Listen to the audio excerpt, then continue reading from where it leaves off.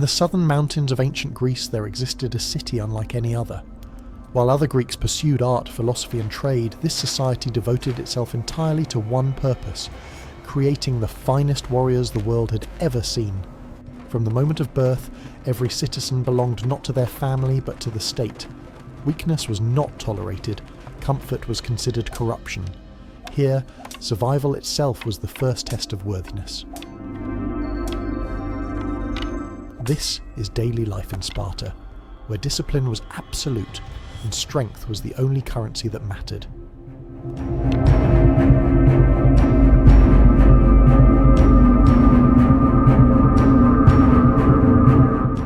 The training grounds come alive with the energy of dozens of boys divided across practice stations. The youngest among them, some barely 8 years old, learn the foundations of the phalanx, the tight shield formation that would one day make their armies nearly invincible in battle. Nearby, older adolescents wrestle in dirt pits, grappling until one is thrown down. There is no celebration in victory, no complaint in defeat. The loser simply rises and rejoins the group, ready for the next bout. Throughout the morning, boys rotate between different exercises. Javelin throwing develops the arm strength and accuracy needed for battlefield combat. Trainers make corrections through touch rather than speech, adjusting a stance, repositioning an elbow, teaching through physical repetition rather than explanation. The shield wall drill is perhaps the most essential exercise. Young Spartan boys lock their wooden shields together and shove against an opposing line, simulating the crushing pressure of real phalanx warfare. When the formation breaks, they reset immediately without instruction. Even water breaks are taken standing, lasting only moments. There is no rest in the modern sense, only brief pauses before the next demand.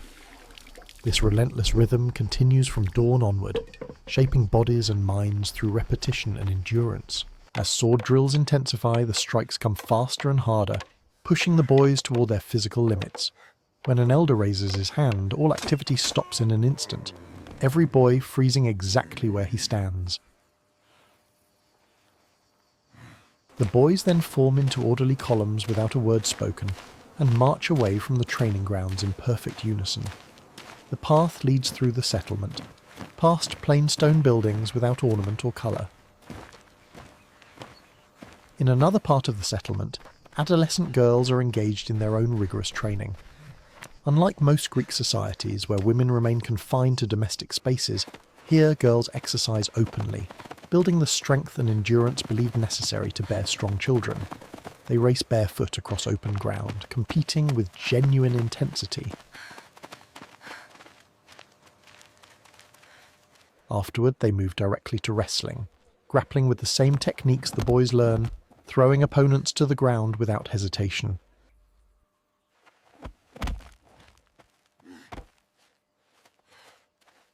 Discus throwing develops upper body strength and coordination.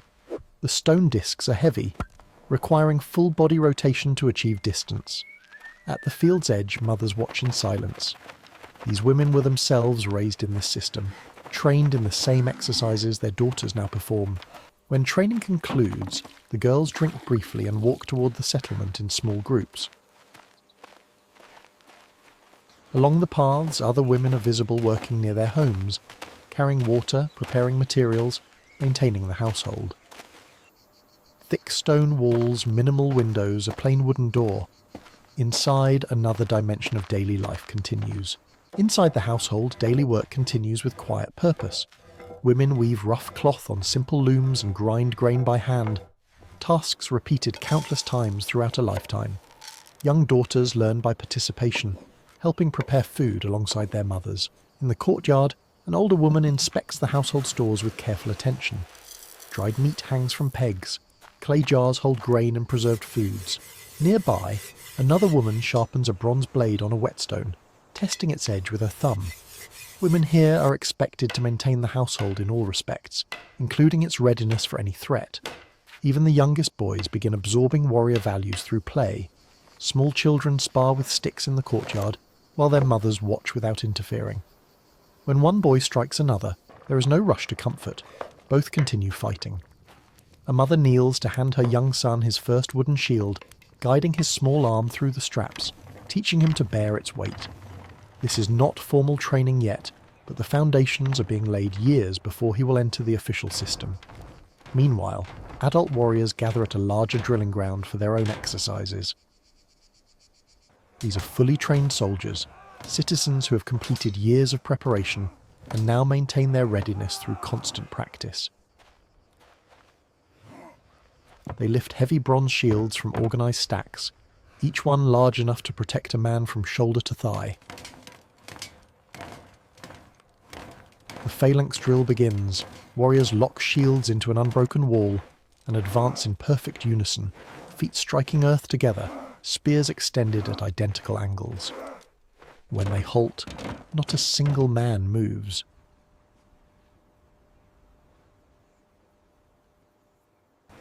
When they pivot, the entire formation wheels as one body, demonstrating the unity that makes this fighting force legendary.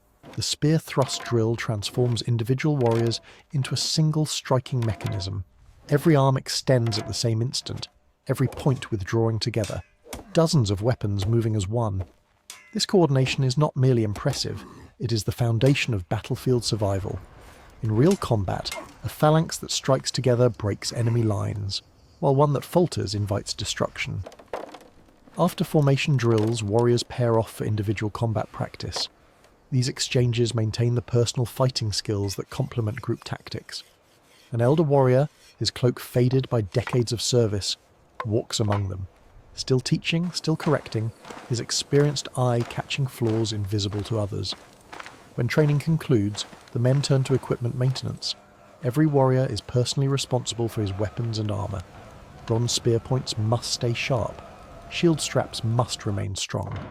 A failure of equipment in battle means death, not just for oneself, but for the men on either side whose exposed flanks depend on each shield remaining raised. As afternoon fades, warriors make their way toward the communal mess hall. This institution lies at the heart of the social system. Every male citizen belongs to a mess group and must eat the common meal together. The hall is plain: rough stone, wooden benches, torchlight and smoke. There is nothing to admire because there is nothing meant to be admired. Servants bring clay pots of the famous black broth, a dark stew of pork, blood and vinegar that outsiders reportedly found revolting. Here it is standard fare, consumed without complaint. Young warriors recently admitted to the mess sit beside grizzled veterans, eating identical portions from identical bowls. Wealth and family status provide no advantage at this table. An elder tastes the broth and nods his approval, the only formal acknowledgement before the meal continues in working silence. As the meal concludes, servants collect the empty bowls while warriors remain seated in momentary stillness. Then, without signal, men begin rising and filing out into the evening air. The communal meal is complete, a daily ritual that reinforces the bonds between citizens and reminds every man that he belongs not to himself but to the group. Outside, the last light of sunset paints the settlement in amber and shadow.